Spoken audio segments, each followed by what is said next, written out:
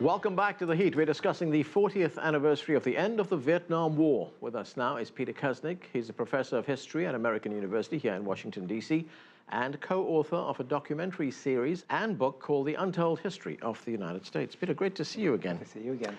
The Vietnam War, arguably one of the most controversial periods in U.S. history, but it did come to define an entire generation. On this anniversary, what, in your view, is the legacy of that war? One of the things that we discuss a lot in this country is American exceptionalism. The idea that the United States is not only different from other countries in the world, but actually better than other countries in the world, morally superior. That the United States only cares about freedom and liberty and democracy, and other countries are motivated by narrow self-interest and greed and territorial aggrandizement and geopolitics. The Vietnam War, to my generation, gave the lie to this idea of American exceptionalism. It showed that the United States in many ways is not only not different, but in many ways the United States is worse, because the United States is more powerful and less challenged than other countries. So Vietnam really traces back to World War II. If you go back to the wartime period, the United States was supporting the Viet Minh against the Japanese. But afterwards, Truman allows the French colonialists back into Vietnam. Truman starts supporting the very unpopular French forces in Vietnam and their puppet Bao Dai. With the Geneva Agreement in 1954, we basically promised to let them have elections. Then we break that promise because Eisenhower says that if there were elections, the communists would have won 80% of the vote. So then the United States supports repressive regimes there, unpopular regimes, and then we start sending troops in there because those unpopular regimes are so unstable. We send, by '68, we've got 550,000 troops in Vietnam, and a bombing policy that really is designed to bomb that country back to the Stone Age. So what is the legacy of this? It's a shining example of what goes wrong when you support reactionary and military forces against the popular will of the people. Right, yet if we look at the end of the war, it was very chaotic. We had the defeat, then the very chaotic withdrawal, the evacuation. But if we look over the years, starting with President Gerald Ford, US leaders have tended to redefine this war, to the point now where it has to be seen as a noble cause. Yes. Is this history being rewritten? History was being rewritten before the war actually even ended, when Gerald Ford says, let's not look back and worry about the past, let's look forward. But then if you look at the statements, especially, it really begins in a big way with Reagan. And then Clinton falls into a trap. And then Obama even since then, Bush, of course. Reagan says, we talk about this Vietnam syndrome as if we did something shameful in Vietnam. The reality was that ours was a noble cause in Vietnam. We were fighting for freedom and democracy. You hear that same line from every American president.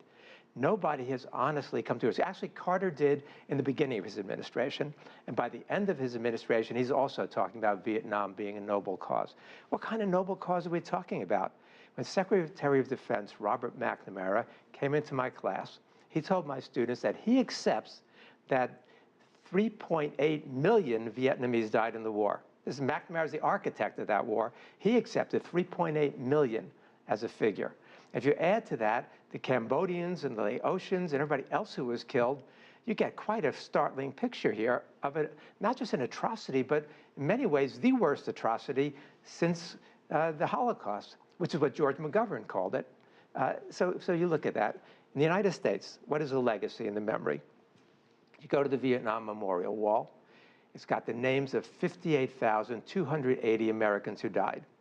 The message is that the tragedy of Vietnam is the 58,280 Americans who died. That wall is 492 feet long. If you added the names of all the Vietnamese, all the Cambodians, all the Laotians, everybody who died in that war, the wall would be more than 8 miles long. That would be a war memorial. That would tell the world the horrors and the tragedy of Vietnam. The Okinawa War Memorial does contain the names not only of all the Okinawans who died, but also the Americans who died, the Japanese who died, the Brits, the Aussies, everybody. That sends such a different message. And the United States has never honestly reflected upon that and learned the lessons, because there are lessons, and that's partly why we see the United States repeating that behavior in Iraq, in Afghanistan, and Libya, and all around the world. So you have to learn the lessons from the past in order to get beyond it. The lessons that may or may not have been learned. Peter Davis, who directed that documentary, Hearts and Minds, yes, he was talking about some of the lessons that may have been learned from the Vietnam War. And he says, for US presidents, it's not no more wars, it's just no more drafts. No more drafts. And no more American casualties. Right, and the United States has continuously been involved in conflicts ever since then. So any lessons learned? We've learned no more drafts, no more American casualties, and no more honest media coverage. In 1983, when Reagan goes into Grenada, he keeps the press off. In the Iraq War, first Gulf War, the press is back in Riyadh. We don't allow honest coverage. We embed reporters rather than have the kind of critical coverage, because as Nixon said, it was the press that stabbed us in the back in Vietnam. So I think we've learned all the wrong lessons. Instead of learning that you don't support reactionary, anti-democratic forces against the popular will of the people, that you should instead support progressive movements for social change, we've learned the wrong lessons. We've learned how to be smarter about going against popular movements, how to be a smarter counter-revolutionaries, not how to deal with real honest yearnings and strivings and cries for justice that people feel around the world.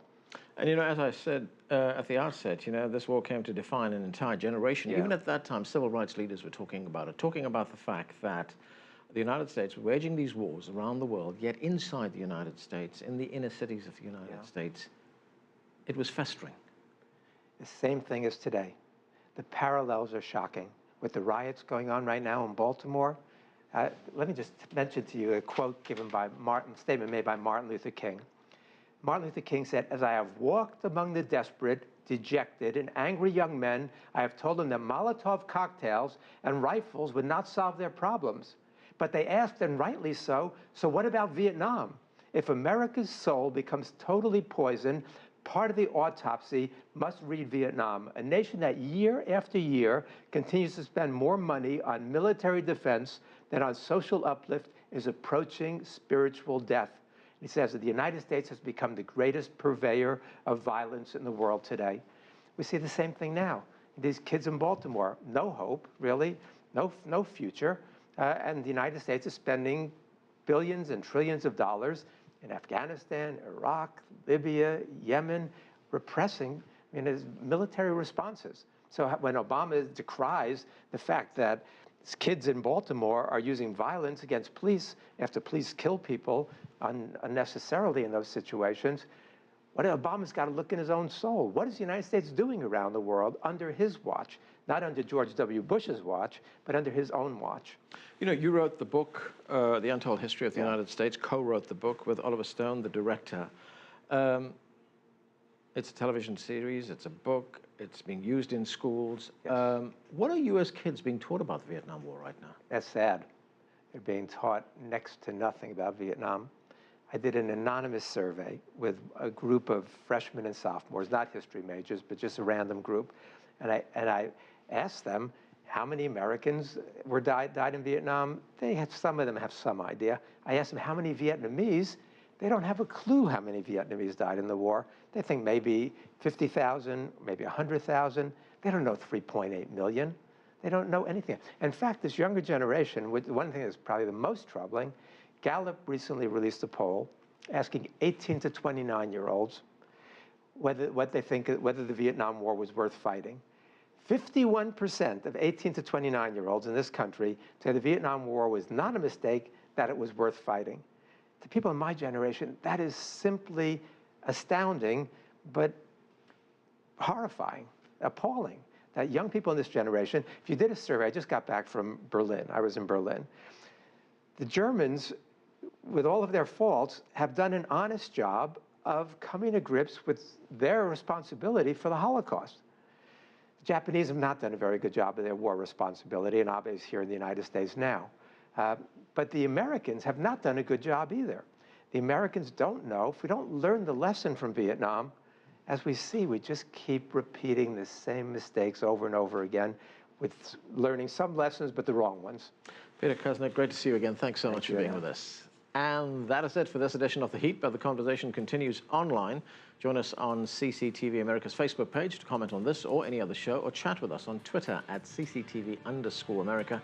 I'm Arnold Naidu in Washington, D.C. Thanks for being with us.